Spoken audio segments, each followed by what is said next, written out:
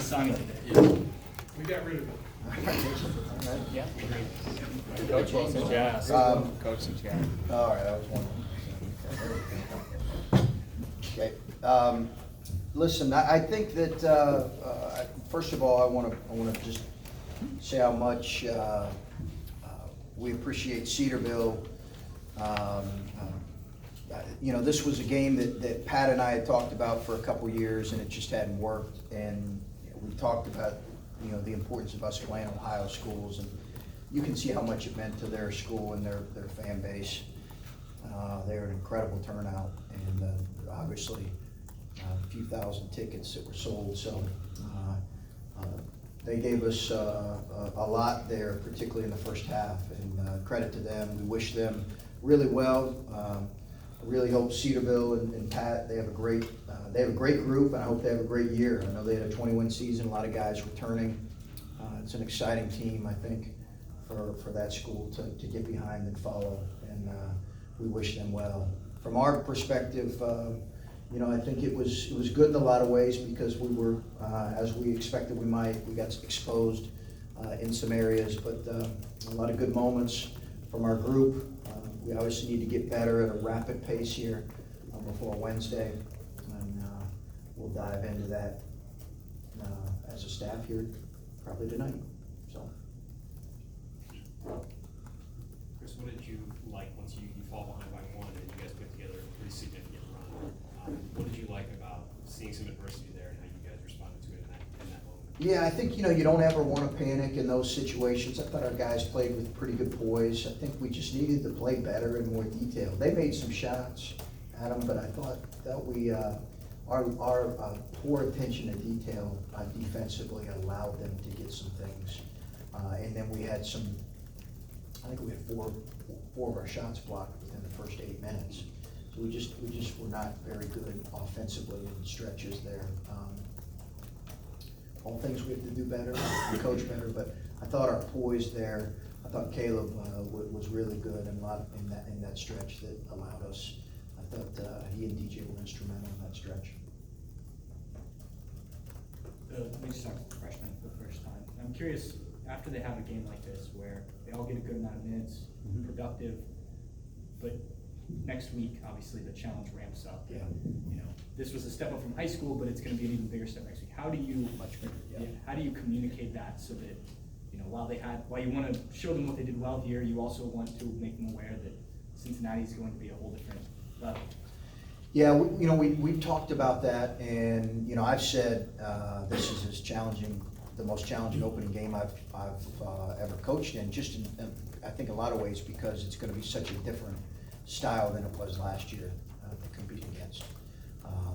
And I've got tremendous respect for John and how good, obviously, he is as a coach and the players are. So we talked about that. We haven't dove into it a whole lot, but I think they're also aware. Cincinnati's an NCAA tournament team. A lot of polls, preseason top 25 team. So I think they're aware of what the level of competition and how that changes. But it's a fair point because I think you can't ever assume with freshmen that's understood. And so we need to make sure they do before we go into that game. Just your overall impression of the first time seeing them in a game-like atmosphere. What do you make of The freshmen in particular? Yeah, I thought it was good. I thought we had some guys that were a little nervous, but I thought they did. You know, I think what I was pleased with is we had the four freshmen really did, I think, try to play the way that we've coached our group to play, and that's really important. And I don't know, you know, we didn't have that necessarily across the board with our group, and that's frustrating. But I think that those four guys kind of embrace what we're asking. They didn't play perfect; they missed some things, but I thought their approach was really good. Chris, when you guys pulled away there in the second half, there was a lot of sort of DJ and Caleb playing off of each other. I think they might have combined for 7 of 8 or 8 of 9 buckets. I know it's an exhibition, and I know DJ's young, but it just seems like that pairing in particular, playing some two-man games, like we're going to call it that, would have a high potential just because of their athleticism and versatility. What's your read on that? What do you think the potential of those two together might be I- moving forward? Yeah, I think that's something that we'll continue to look at, and do. We were fairly simplistic in our attack, today, but, you know, your point's a good one, and that was something that we just kept going to. Part of it was because of how much under ball screens they were playing, and the threat that Caleb is. He's become such a good shooter, you know, and he's got just terrific touch, and obviously DJ's, I thought, made really good reads off of some of that stuff. So I think that'll continue to be a theme. You know, I think, as you know, because we talked about it, we have to be a group that is more diverse in a lot of ways offensively. And I think you'll see that throughout the season, that we're gonna need contributions from a lot of guys in various games, but that was something that was really good for us in this game. And I know you can't possibly know how much you use it during the season, but when you do play Zoe and EJ together in the front court, just what do you like about that pairing? Why do you think they work well together? Well, I think they're different. They're a little bit different in how they play, and that Zoe's length is kind of a good balance to EJ's size. They're both versatile players.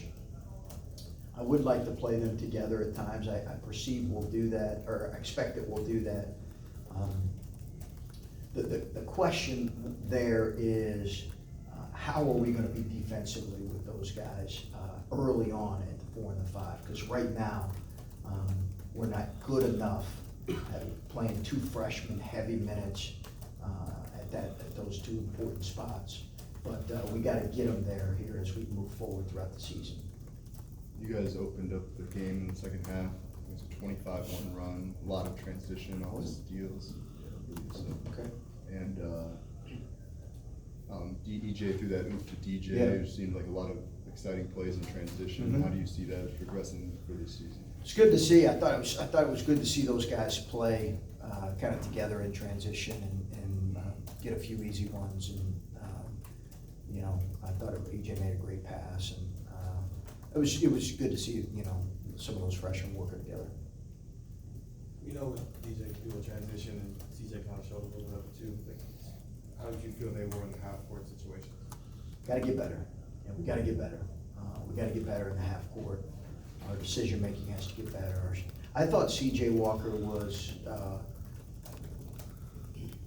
It's funny, you know, he played really well in Louisville, against Louisville. I think, you know, it's different playing the first time back in front of a home crowd.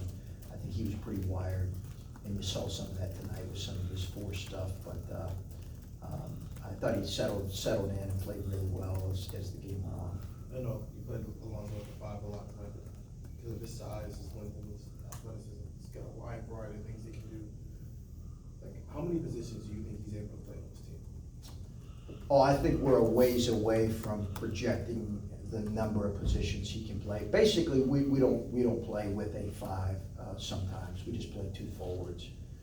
We don't even really call it 5s. We just play 2 forwards. And so those guys, when we play 2 forwards together, they gotta kind of know both positions.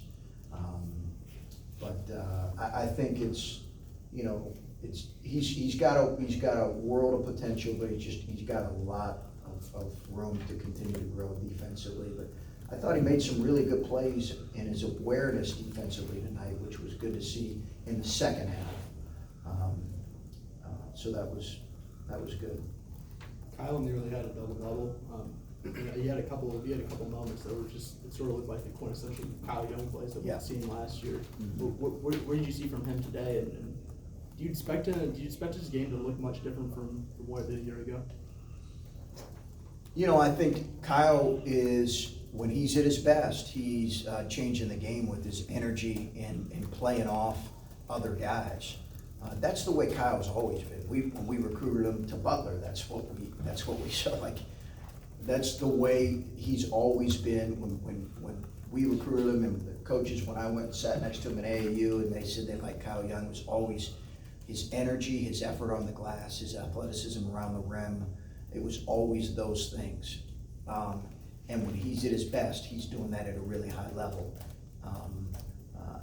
think that's gonna change, and, I think he shot it well in the preseason, but he's special when he's doing those things. And we talked probably once a week last year about struggles that you had in the transition. Today, there were a couple, especially DJ moments where you had dunks. What did you see out of that aspect of your game? Yeah, I mean, I think it's apparent, he's explosive in transition. Now, some of that, I think time will tell, right? You have to be aware of the floor was broken at times and maybe the competition level.